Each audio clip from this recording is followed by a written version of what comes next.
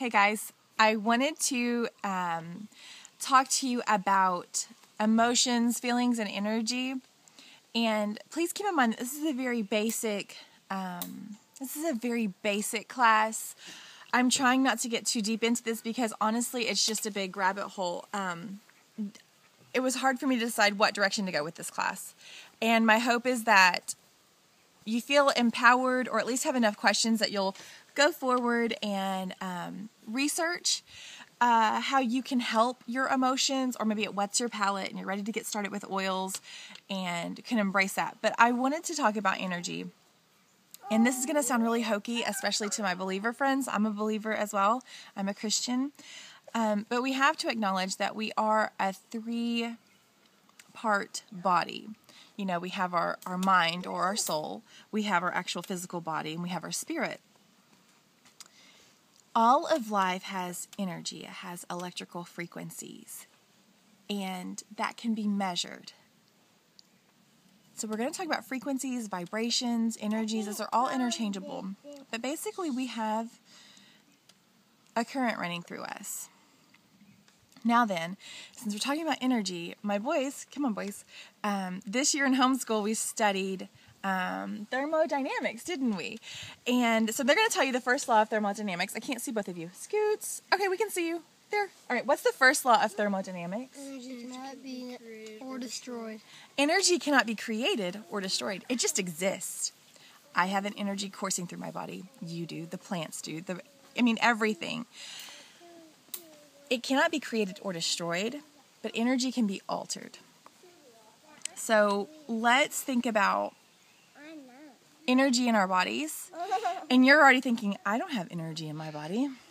And this is all hokey. But what do electrocardiograms measure? What do EEGs, EKGs, what do all of those measure? Your specific organs and the energy that's in them. That's a little basic, but it at least acknowledges that there is a way to measure. Okay, Einstein said everything is energy, and that's all there is to it. Match the frequency of the reality you want, and you cannot help but get that reality. It can be no other way. Einstein, we know that he loves energy. I have a lot of notes, and I'm really trying to be focused and just simplify this. But your thoughts and your feelings are energy. Your thoughts and your feelings create realities. And you're saying, I don't think so. So I want you to think about, do you have stage fright? As a little kid, did you have to get up and do something hard in front of your class, do a play or something, and you just felt nervous? You were scared. And what did that do? Maybe your palms were sweaty. Maybe your tummy hurt. Maybe you puked. Your energy, your feelings created a reality. And if you'll just stick with me on that, you have a conscious and a subconscious. Our brain is beautiful. The conscious is the one that's helping me to speak to you right now. It's telling me what to do. We're kind of just, hanging out, doing our thing. The subconscious, the conscious, I say, I'm going to go take a nap. I'm going to go in and take a nap. It's going to go to sleep. The subconscious stays awake, and it's the thing that protects us. It's our survival. It's constantly collecting information, data, to help us survive our world. It's the one that wakes you in the middle of the night and says, I hear a kid puking, because it wasn't asleep. It heard that. It's the one that smells smoke, and you're like, oh, where's the fire? It is constantly on. It's also very black and white. It cannot... sorry, a message popped up and it distracts me. I'm totally lost. Oh, it can't differentiate sarcasm. It's not that metaphorical being. If you say, oh my gosh, I'm such an idiot, this is what I tell my kids. Your subconscious goes, compute, I am such an idiot. And my kids laugh, but I use my computer-like voice, my robot voice, for them to understand that it cannot handle negative. It cannot handle what we feed it. So you tie your shoes, and that's not hard, right? You can tie your shoes.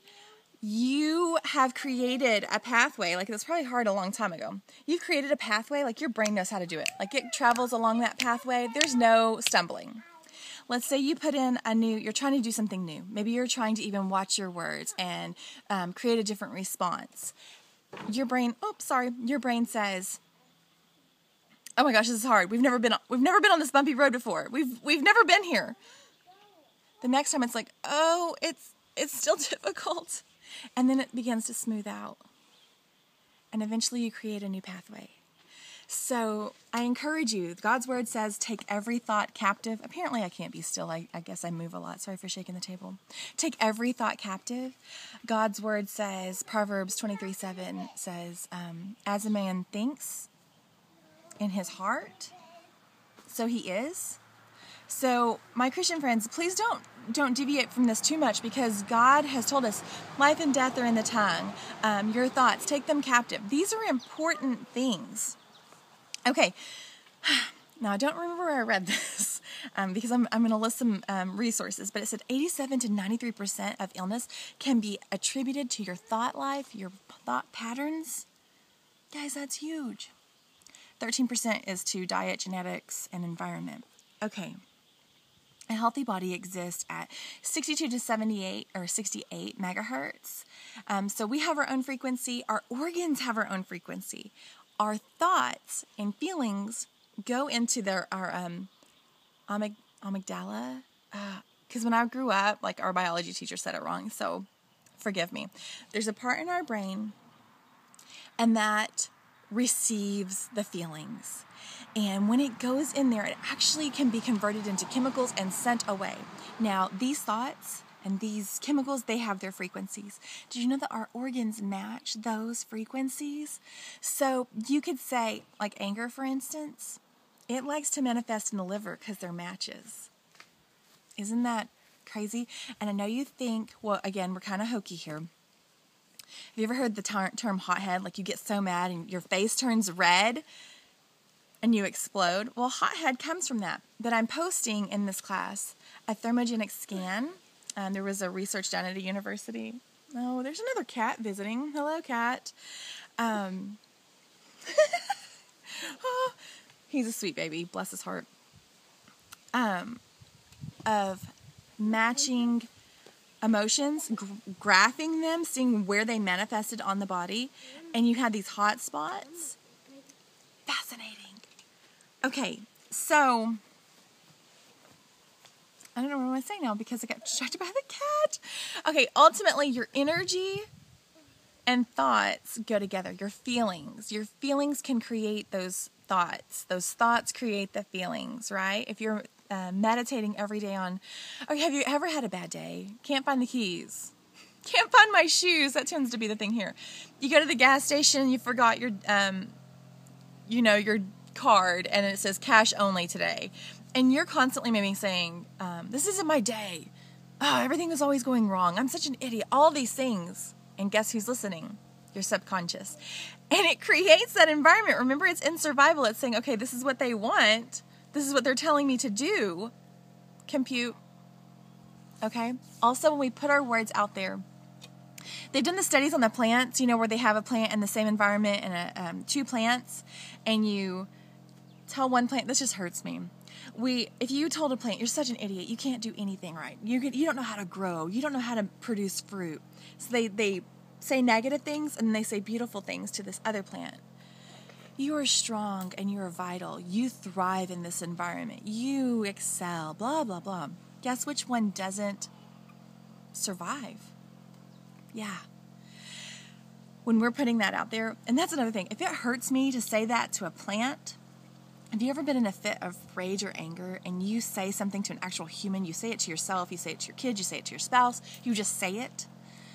Our words have power. Our feelings have power. And you cannot create or destroy that, but you can alter it. You can change your course. And so I just kind of wanted to talk about energy and its importance, and I'm not even sure that I did a great job of it. But I'm going to list resources. You can research it. You've got this. Just maybe be open, be prayerful. And I really wish you well on your journey. I wish you well in balancing your feelings and even calling those feelings back in and say, we're going to create a new path. You know, it's going to be bumpy, but we've got this. So my next video, we're going to talk about specific emotions, and then I'll have another one we're going to talk about with kids. So this is just, again, an overview. Let's just move forward. I'm here for questions and resources, so I wish you well.